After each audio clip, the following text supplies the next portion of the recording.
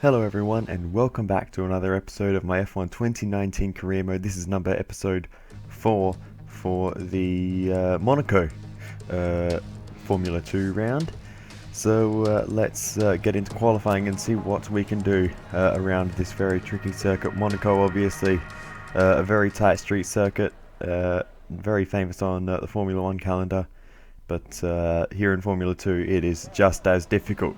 So let's get into our qualifying lap. You can see we're actually on lap number 3, which was the best lap we managed to set in qualifying. So quite a number of laps on these tyres, and I just kept finding improvements, so I kept going. So here, as you can see, finding more improvements on our previous lap through the first sector, and still just not quite getting it quite as good as I might have wanted. But Monaco has always been by far my worst track, and the one where I run the lowest difficulty by a long way compared to everything else. So continuing on through the lap, and very close to the right hand side there, probably not far from the swimming pool itself, as we head through that section of track. And this end of the lap is absolutely horrendous, but it's still an improvement over the previous one, so that shows you the quality of those laps that we set. And we cross the line to improve our time, but only ahead of Calderon. So qualifying is complete and we're all set for an exciting race tomorrow. Your top 3 are Hubert, Correa and Jack Aitken. Goodbye for now then, but we really are just getting started. Make sure you join us again for Lights Out tomorrow. And yeah, so not a great qualifying, I'll be honest, but let's just see what we can do. P18, oh well.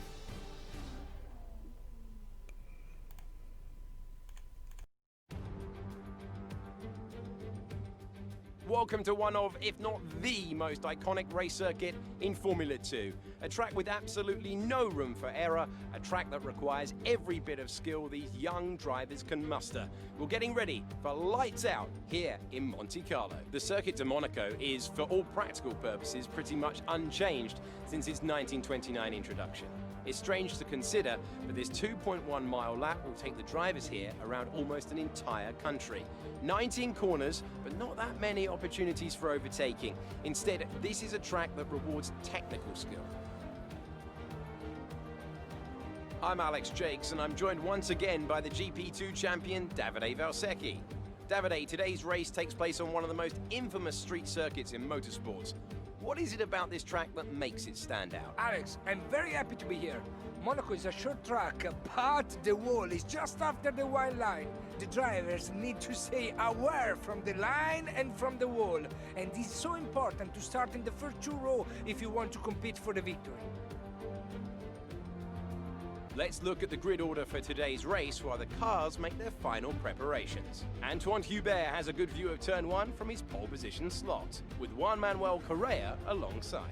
Looking down the rest of the grid, we have Aitken, Boccolacci, Calamirot, and Matsushita, Schumacher, King, Joe, Nicholas Latifi, Mazepin, Giotta, Sergio Sette Camara, and De Vries, Delatraz, Alesi, Boschon, and the scientist, Raghunathan, and Tatiana Calderon completes the grid. And with Lights Out just moments away, it's time to go down to the track. Okay, here we go. I know what you can do. Don't let me down. I will not let you down. What am I kidding? It's Monaco, of course I will. But anyway, let's set our strategy as the default, because there's really only one strategy in Formula 2. So here we go, 5 red lights. And it's lights out, and away we go for the Monaco feature race. It's a shaky start. We're going to have to watch out for Raghunathan, but it's actually a decent start versus the cars ahead of us. And window opens around the outside into the first corner, and we're actually going to gain a few positions out of that. Not quite as many as I maybe could have with Delatraz managing to hold on there, but still a much better start than what that could have been as we go on board with Nick De Vries. He goes for the move around the outside through Casino. We're side by side, so we head down to Mirabeau. We're going to dive down the inside of Delatraz, but we're not going to be able to pull off the move, and Delatraz is going to hold on, but we're going to have a little look down the inside of a few cars, and we're going to make up another few positions up into 13th now on the opening lap of this race, and that's actually been a very good start. From 18th to 13th, I'll take that any day of the week, especially at a track like Monaco. So a little bit aggressive, but we've actually made a significant amount of ground in the early stages, so hopefully we can continue this. But as we move on later into the race, as we're going through the chicane, you can see we are the ones holding up the field as we have a big slide there, and the leaders from 1st through 12th have all gotten away from me. And here's a replay of that moment coming out of the chicane and losing all kinds of traction. Giotto and Delatraz scrambling, but no changes of position in the end. Here's the onboard from Louis Delatraz, and great effort from him to not make any contact there with the back of our car, and we'll get one with Giotto as well, and we'll see if he was able to avoid, and no, he runs into the back of Delatraz, so Giotto with front wing damage now, and Nick de Vries will see what happened there, and you can see Delatraz moved left and Giotto moved at the same time, so that's really what caused that. So unfortunate. There's not really much I could have done about it. I lost the rear end and was really just trying to save the car, but after that point I drove in a straight line just in case they were coming up alongside. But anyway, it comes time to make our pit stop a little bit early actually, but this is what the engineer was telling me to do. Delatraz follows me in, so into the box we go, onto the harder of the compounds. I think it is the soft tyre, but anyway, let's get out of pit lane and hope that we do not get overcut. Giotto has actually already stopped, and he's jumped us. I believe he stopped to change the front wing, and yeah, so he's ahead of us and absolutely flying at this point with some brand new tyres on the car. And as we continue on, we overtake. We're boxing this lap. No, we're not, Jeff. Don't worry about that. We overtake everyone and get back up just about into 14th position, just about getting ahead of Rag Hunathan. So almost more or less where we were before. And Rag Hunathan, a very good pit stop phase for him, and getting himself into the pink. You're in 14th position. But for the next 10 laps, nothing happened. Until we move on to lap 28, and Mahavir Raghunathan decides to retire from the race with a mechanical failure, pulls into the escape road. That won't bring out any safety car, virtual safety car, nothing like that. But we run wide on the exit of Portier. Correa gets through and up into 14th position. But don't worry, because we have a plan.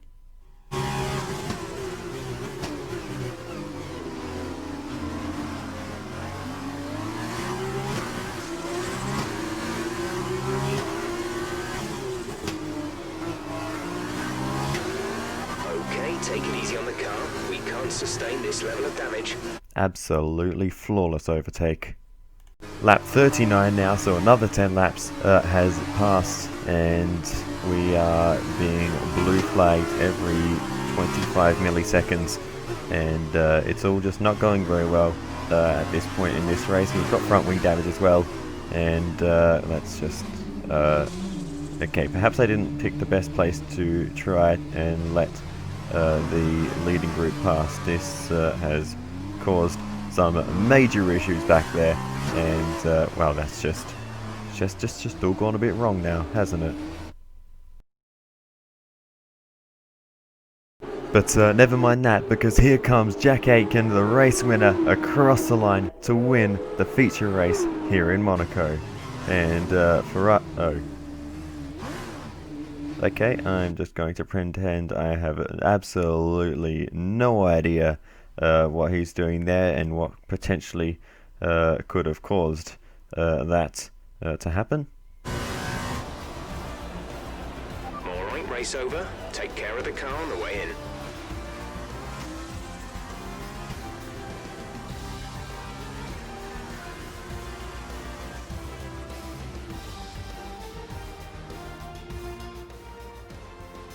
Brilliant stuff from Campos today. What a superb victory. Tell me, Davide, what was the key to this success? This race, this win, was about one thing and one thing only: consistency. Anyone can be quick for just one lap, but there's a difference between that and being quick every lap, over and over and over. If you can do that, if you can gain ground when your opponents make mistakes, but then not make mistakes on your own, you can just push and push. I can see them on their way out to the podium now. Campos have come a really long way in this sport, and what a special race this was to see them earn the top spot. So Jack Aitken takes home the win, Callum Ilott brings home P2, and it is Dorian Boccolacci in third.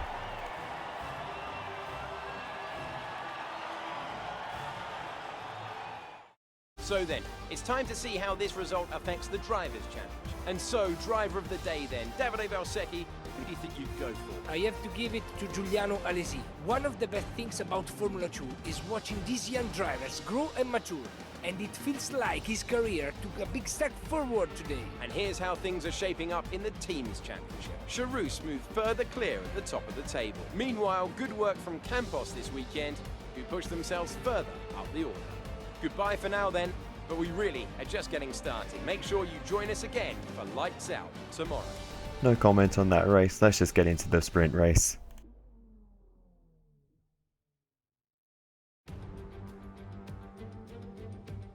We're back. For the second race, we've reversed the top 8 from yesterday, and everyone here is getting ready for what's shaping up to be a thrilling conclusion to the weekend.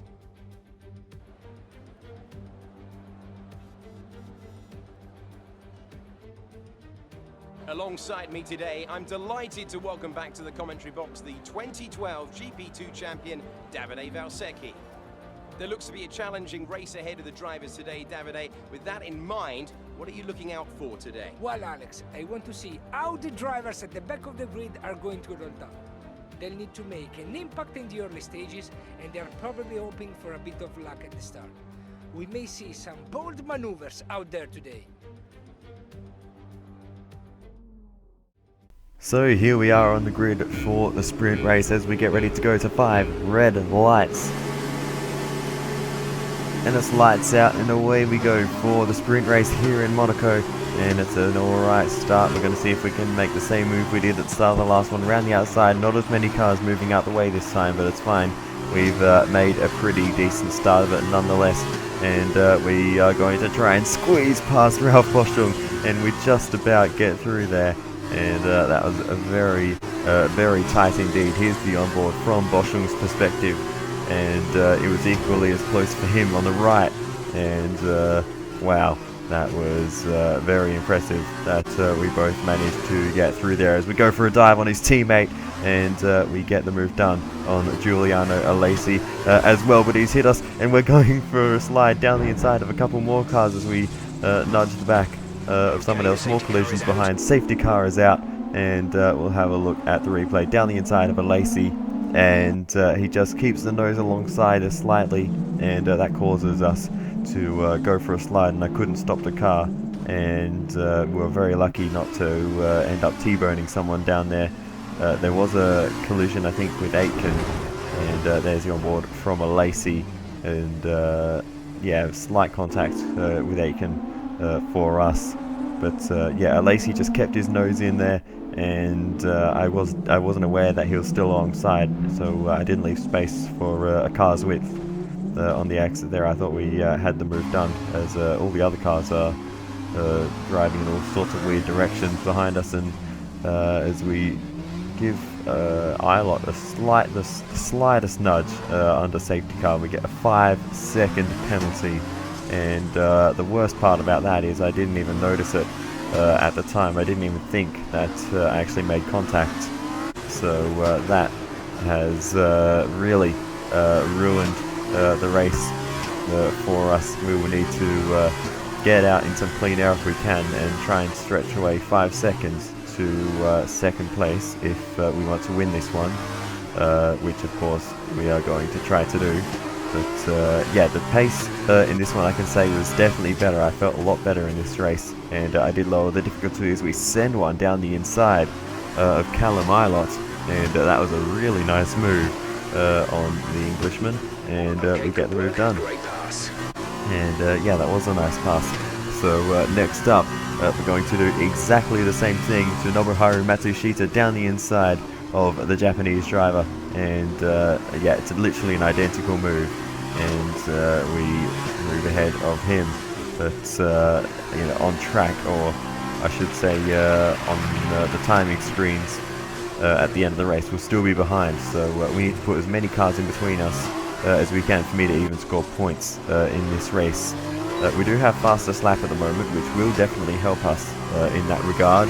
But anyway, next up is Nikita. And we go down the inside of Nikita Mazepin, and that was very close to the exit wall. But we do get the move done on Mazepin. He's the onboard from him, and we really pushed the limits there. But Mazepin saw us coming and didn't make things too difficult. But yeah, that was a very fine margins one. As Dorian Boccolacci comes in for a pit stop, he started on the super soft tyres, didn't really give him an advantage.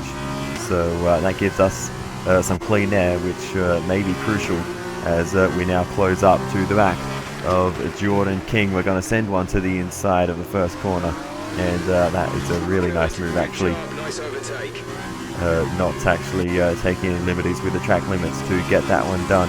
Next up is our teammate Mick Schumacher as we head up the hill, and let's see if we can set up a move, and we actually might get him here down the inside of Casino, and we get the move done there. That is incredible. I've never ever seen an overtake in that part of the track, but our tyres seem to be really gripping up at the moment, and in this phase of the race with the car is feeling absolutely fantastic, and yeah, we seem to just have the excess pace in hand, and we're trying to just use that as much as we can while we can during this phase. Next up though is Sergio Sette Camera, so let's see if we can go down the inside. Second faster than the car ahead. Keep this up. And that was a pretty easy move on Sette Camera. You are in first position, front of the pack. Sette Camera behind. They're on old softs. The pit window is open. Pit window currently open. 12 laps to go. So 12 laps to try and get away from Sergio Sette Camera. You can see we have got the gap out a little bit as we move on a few laps later as we go for a slide on the exit of the Novo chicane, and let's see if we can just continue to stretch this lead, because at the rate we are, oh no!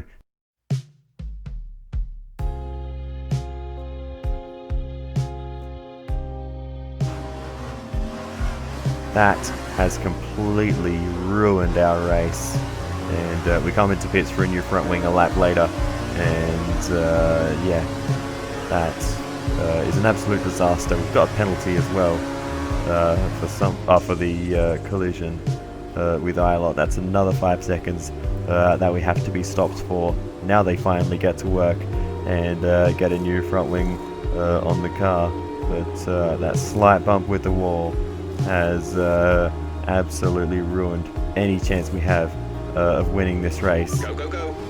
Unless maybe if we get a safety car right now, but yeah, it does not look good. We've dropped down all the way to 15th position. We're out of the top 10, so our fastest lap won't even count for points, and it is all just gone horribly wrong.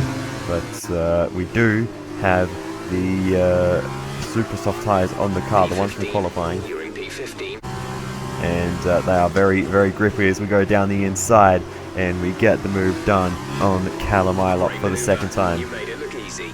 in this race, and the car is feeling absolutely fantastic once again. So we go for a big dive down the inside and a move done on Ralph Boschung, and we do not care at this point. We just need to get these positions one after another, and it's what we're doing at the moment. Down the inside again of the next car, and ahead of Antoine Hubert, and now we have just a few more cars left to pass as we go for another move down the inside, and ahead of Nick de Vries. Nicholas Latifi is the only one keeping us away from a top 10 finish and the 2 points Great pass. that a top 10 finish would give us.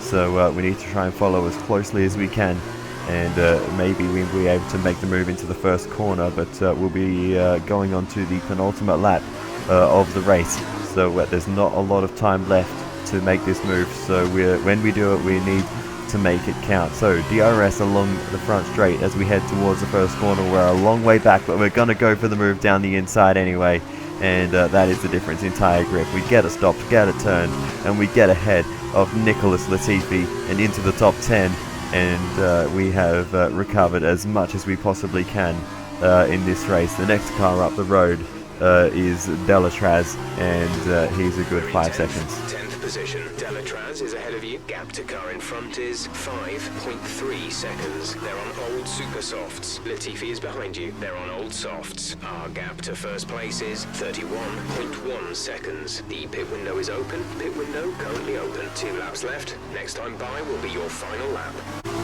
So now on the final lap, we just need to bring it home, and we will get 2 points for our fastest lap. So that's as much as we can hope to recover in this race. Matsushita is going to be absolutely loving it this weekend. He's had 2 solid races, while myself and Correa have really struggled in every way possible. And yeah, That's the end of the race. We'll see you in Parc Ferme. it's P10 for us today, and 2 points for the fastest lap. But really disappointing what that race could have been for us. Jack Aitken, driver of the day. It's been coming for a while, this one. What an excellent win for Dams. And I have to wonder, Davide Valsecchi, just what set them apart from the competition here. It was all about being in the right place at the right time. If the safety car hadn't come out and bunched everybody up, I think we could have been looking at a very different result today.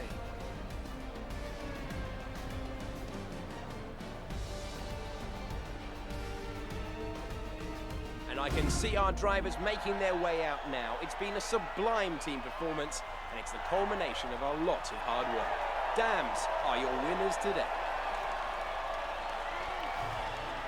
So Sergio Sette Camera takes the race win. What a drive from him, and he will be absolutely loving that one. It's been a difficult year for Dams, but finally some After this round of progress. the World Championship, here's how things look in the drivers' table. Nobuharu Matsushita takes over the lead of the drivers' championship after that excellent result. Now then, Davide Valsecchi, who would you say was your driver of the day? On to the teams then. We saw a dip in form from the championship leaders today. Their lead has taken a significant blow. There will be plenty more twists and turns to come this season. I hope you'll join us at the next race when Formula 2 returns. Alright, thanks Alex. So, you would have maybe seen on the championship screens, we have a very tasty fight now with Correa and Matsushita. Correa in second place now, demoted by Matsushita, but only by 1 singular point, and we are in third. Again, 1 singular point behind Correa. So yeah, 2 points across the top 3 is absolutely insane. And here is the incident at the start of the race once again, and I don't know how that didn't end up in any major crashes for anyone, but yeah. What else? What is there to say about that race? It was going so well, we probably would have been on at the very least for a podium, if not for the race win, if we could have kept going. But yeah, I feel a bit like Bent Viscal after the race in Hungary, but anyway, with somewhat similar circumstances, except he had a safety car that ruined his race rather than crashing. But yeah, anyway, it's like I said, made the championship very, very interesting, and we're still very much in the fight. And if this is the worst round, I'm glad we've got it out of the way early and we're still in the fight. And I think the rest of the tracks for the year will be fairly decent ones for us. The next one's Spain. I think the AI may have the advantage there, but France after that's been good for us, and Spa and Monza as well has been good as well in the past. So very much looking forward to those circuits, and we'll obviously eventually wrapping up the season in Abu Dhabi, which is a good one for me as well. So yeah, I think we still have a good chance of fighting for the title. But anyway, thank you very much for watching this video to the end, and I will see you next time. Goodbye.